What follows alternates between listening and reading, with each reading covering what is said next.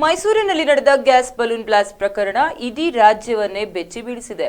ಇದು ಇನ್ನು ತನಿಖಾ ಹಂತದಲ್ಲಿರುವಾಗಲೇ ಹೊಸ ವರ್ಷ ಆಚರಿಸಲಿಕ್ಕೆ ಬೆಣ್ಣೆದೋಸಿ ನಗರಿಯ ಜನರು ಸಜ್ಜಾಗುತ್ತಿದ್ದಾರೆ.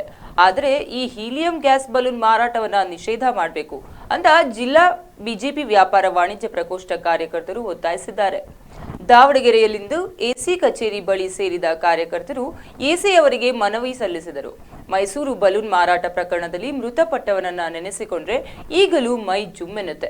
ಹೀಗಾಗಿ ಈ ಹೀಲಿಯಂ ಗ್ಯಾಸ್ ಬಲೂನ್ ಮಾರಾಟ ನಿಷೇಧಿಸಿ ಸಂತಸದಿಂದ ಹೊಸ ವರ್ಷ ಆಚರಿಸಲು ಅನುಕೂಲ ಮಾಡಿಕೊಡಬೇಕಾಗಿ ಮನವಿ ಸಲ್ಲಿಸಿದರು.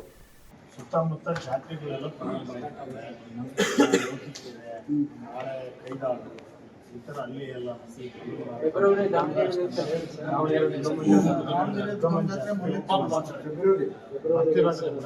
ದಯಮಾಡಿ ನೀವು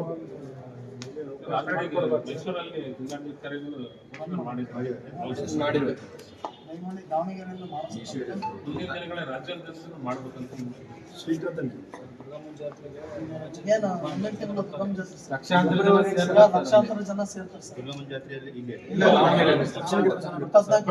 ಸುತ್ತಮುತ್ತ ಎಲ್ಲ ಜಾತ್ರೆ ನಡೀತದೆ. ಫೆಬ್ರವರಿ 23, 24, 25 3 ದಿವಸ ಜಾತ್ರೆ ಸರ್. ಒನ್ ಮಂತ್ ಇರ್ತದೆ. ಅದು ರೆಗ್ಯುಲರ್ ಈವ್ನಿಂಗ್ ಟೈಮ್ ಇರುತ್ತೆ. ನೀವು ಆದಷ್ಟು ಅದನ್ನು ಯಾರು ಮಾಡಿದ್ರೆ ಕೈಯಾಗದೇನು ಅದು ಮಾಡಿರ್ಬೇಕು. ದಾವಣಗೆರೆ ಜಿಲ್ಲಾ ಬಿಜೆಪಿ ವ್ಯಾಪಾರ ವಾಣಿಜ್ಯ ಪ್ರಕೋಷ್ಠದಿಂದ ಮನವಿ ಸಲ್ಲಿಸಿತ್ತು. ಕಾರ್ಯದಲ್ಲಿ ಜಿಲ್ಲಾ ಸಂಚಾಲಕ ಪಿಎಸ್ ವೀರಣ್ಣ ಹಾಗೂ ಜಿಲ್ಲಾ ಸಹ ಸಂಚಾಲಕ ಜಿ ದಯಾನಂದ್ ಉಪಸ್ಥಿತರಿದ್ದರು.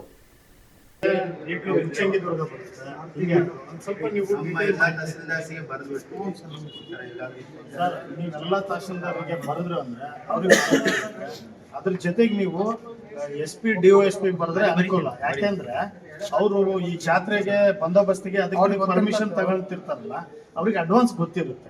ಆ ನಿಟ್ಟಿನಲ್ಲಿ ಸ್ವಲ್ಪ ಕ್ರಮ ತಗೊಂಡ್ರೆ ಸರ್. ತಿಂಗಳಗಟ್ಟಲೆ ಮಾರಾಟ ಮಾಡ್ತಾರೆ ಅದನ್ನ ರೋಡ್ ಸೈಡ್ ಅಲ್ಲಿ ಮಕ್ಕಳಿಗೆ. ಎರಡು ಸಿಲಿಂಡರ್ ಆಗ್ಬಾರ್ದು ಅನ್ನೋದು ಚಿಂತನೆ.